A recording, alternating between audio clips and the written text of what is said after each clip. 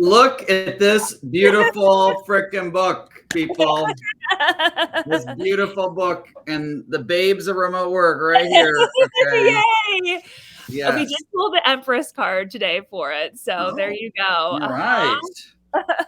Very into it. I have my yellow roses for friendship flower. Oh, yay! Yellow's been a big theme today, so you knew it without knowing it. It must have just all come together. So I'm in Manhattan. I'm in my living room and global headquarters for our remote first company.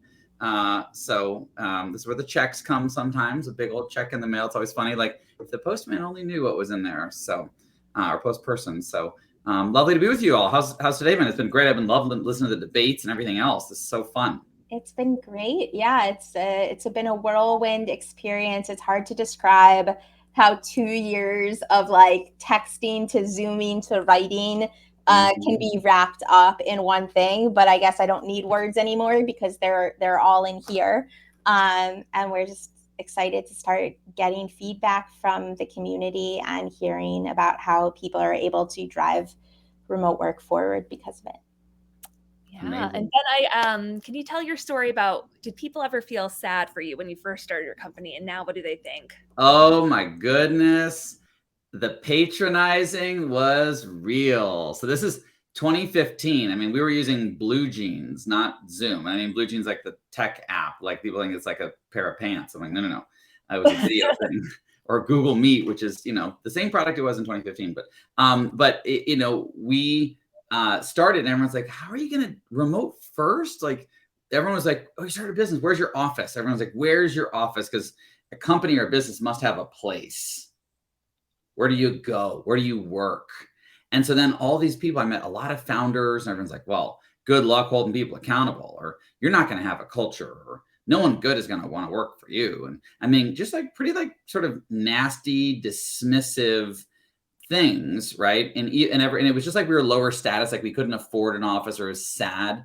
And so it's just very funny now that then the pandemic hit and then everyone's like, wait, how are you making this remote thing work? What's going on? How do you get people? Do you guys, you bring a magician in? What are you doing? Like, so that's been an interesting shift. But I think a lot of companies, are kind of going in this hybrid, worst of both worlds model. And so that's where I'm just really proud that we started that way. And it's an even playing field. Information is shared. It's collaborative. It's flexible. People, some companies now are letting you work from anywhere 2 weeks a year. The pilot, we have a 52-week a year work from anywhere policy. So, we have a Wi-Fi policy. Yeah. We do have a Wi-Fi policy that we have certain speed standards you need to have, and you have to test it, and we'll even help pay for equipment and hotspots. So it's got to be functional. You can't be, in the middle of a truck stop, with like blurry internet. That doesn't work. But otherwise, we're open. We're cool. So. Oh, I love that. Yeah, 52 is a lot better than 2. Totally. Yeah. And Ben, do you want to tell us a little bit about Pilot? Sure. Pilot is a virtual employee development program, and we help people own their careers, be more self-directed. A lot of skills that we talked about in the last debate. You talked about advocating for yourself or setting boundaries or structure. We don't learn to do these things in university. We don't learn to do them in corporate onboarding, et cetera. So what Pilot's trying to do is we're taking the best of traditional leadership development, which is only given to the top few people. It's in person. You got to be a people manager. You're often a majority demographics, and we're democratizing this to have everyone feel powerful at work. And that really is rooted in employees taking up responsibility for their careers, for their experience, for the fact that they want to take a bike ride in the afternoon, or that they're a night owl versus an early bird. So we work with big companies all over the world. What's cool is, we've got customers in all sorts of countries and offices, locations we've never even met. It's lovely when we travel, or they come to us, or we have an event or a party now and then. But our team is remote first, and our product is 100% virtual. So it really, there's like an integrity, like we don't sell in person, like just everything we're figuring out how to be virtual, which, kind of as I'll talk about in the Pecha Kutcha, with freedom comes responsibility. Some trade-offs for that. It's not all upside. It's not all, oh, great yoga pants, right? It's there's different things that we have to do, and it's a learning curve. That's even in the interview process. If someone's never worked remote, that's a bit of almost a red flag for us. We want people to have prior cycles because it's so different. So Pilot is 6-month employee development program, 100% virtual, affordable, award-winning. We're named the top HR product of the year. And we're proud to be an LGBT-owned business. So. Awesome. And I love the idea that remote is a skill, because we believe that too, and that it's actually going to be a more and more important skill in the future to have. And Ben, I do have a personal question for you. So Ben and I, we started at Oliver Wyman. I was there in 2006 to 2009. We both worked in aviation. And so I was working for a lot of airlines in El Salvador and in Switzerland and things of that sort. Is pilot at all tied to your background in aviation, or is it completely associated? And then we will get to your Pecha Kutcha. Yeah, well, no, people ask a lot about that. So before I worked at Oliver Wyman, I worked at Lockheed Martin, and I worked on spy plane development programs. So I was in the airplane business, and in college I interviewed, and I was devastated, crestfallen to not get my Southwest Airlines internship that I was the number 2 for. So I've loved aviation since I was a kid. That's always been a passion. So an av geek is the hashtag on Twitter that I get. And but then what I thought is I would be maybe an executive or CEO of an airline. That's sort of when I was at Oliver Wyman, thinking, one day I'll work at an airline. But I kind of realized that kind of a low margin, brutal, hopeless business in a lot of ways. You're only as good as your dumbest competitor, all these things. But I still love the idea of flight. And so the inspiration of being in command of one's career, whereas to pilot something is to try something new, is to put your lab coat on and do an experiment, as we talked about, Darcy mentioned, right? So we like the idea to pilot, right? To pilot, different than a road, a runway, an airplane takes you from A to anywhere. So it's not just a career path that's just this, linear thing. It's, you could go, there's a flexibility, but you have to be responsible. You have to plan, right? You have to operate, you have to maintain, you have to invest, you have to anticipate. So that was a big part of it. And even green as our primary color in our palette. Most B2B companies are blue. When we think blue, we think dudes or little boys, right? And it's sort of gender associative. So we wanted green, which actually has the broadest color diversity of any color. That's why I use it in night vision. And it's also the color of money, of growth, of go, green light, etc. So it's Allie's last name. There you go. I mean, the leadership name. So that was a big part of pilot that I love the name, is like, I can get the inspiration of why I love aviation, but root some of those principles actually in how people command their careers and, are responsible, sort of, say in the driver's seat or like in the cockpit, because it's a bigger, longer game. And sometimes there's more at stake than just, driving to Dairy Queen. I love that. So it is a metaphor for your career, and lots of places you can go, but you need to invest first. You make sure your plane is working. I did a lot of stuff in maintenance and operations, so I know that. And with that, we're going to watch your Pecha Kutcha video that you already pre-recorded. And so people, if you don't know what Pecha Kutcha is, it is rapid fire. You usually get 20 seconds per slide. And so we're going to get a fast talk from Ben that was recorded yesterday. Allie, do you have the video up? Do you want me off the thing or stay on? What would you prefer? You can jump off, watch yourself, and we'll see what questions come up from the audience. Thanks so much for joining us, Ben. Thanks, ladies. Yeah. I'm Ben Brooks, the founder and CEO of Pilot, a remote-first company that offers a completely virtual employee development and leadership program.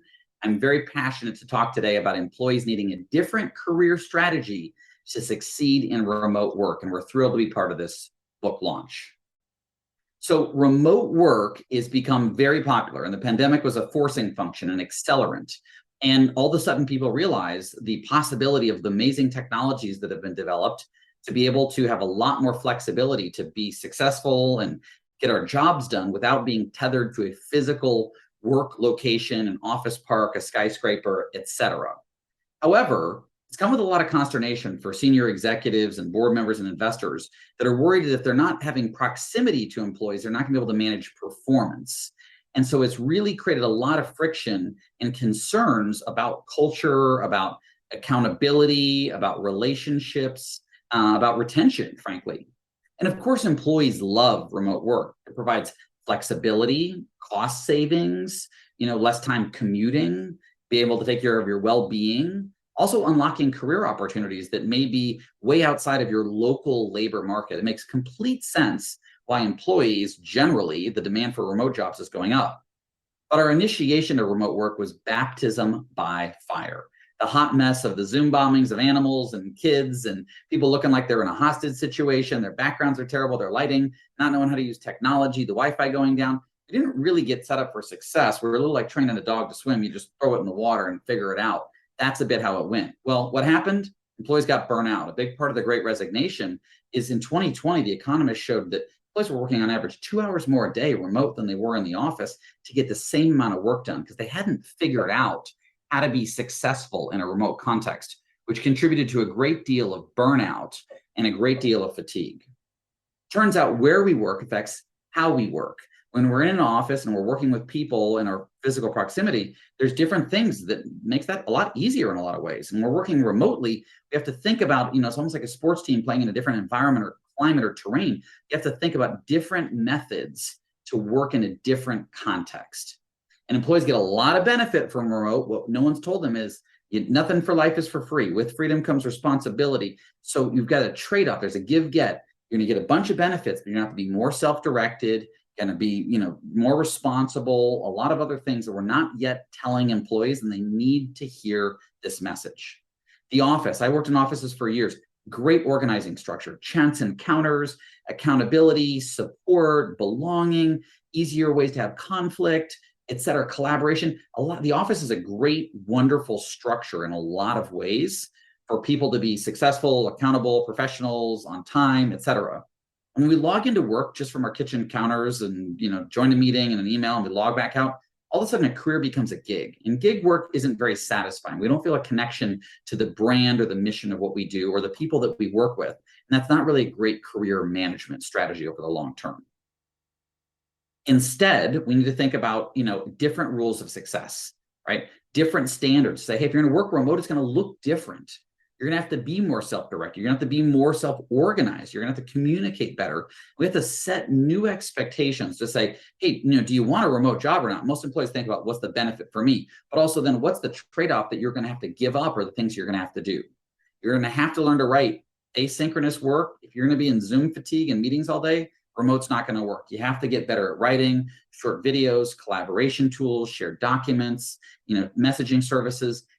Tools that most employees really don't, frankly, know how to use that effectively. Project management software, we have to train them up on. Advocating for yourself. Number one determinant of satisfaction in a career, speak up when you're bored, when you need resources, when you don't have the expectations. Deadlines need to change. You need flexibility for work-life integration. We have to teach employees that no one can see them struggling. They have to speak up and use their voice when they need help. Employees also have to ask for feedback. Employees feel like they never get enough feedback. We can't wait till annual reviews. Managers generally want to get feedback in person, so they're going to put it off. Employees have to solicit it and understand the smart ways to ask for feedback remotely and virtually, so they're continuing to calibrate and know where they stand with their managers and in their career journeys. And with their managers, they need to meet them halfway, to invest in the relationship, to show that they care, to be visible, to be present, to initiate one-on-ones, to push status, right? To know their manager's career goals and really learn how to manage up virtually. Because if you don't, it can have really dire consequences to your future career opportunities and even compensation. We also need employees to bring their full selves to work. Behind the screen, what else is going on with you? What are your interests? Who do you live with? What's your life about? What are your values? What are the key experiences? What do you do on the weekend?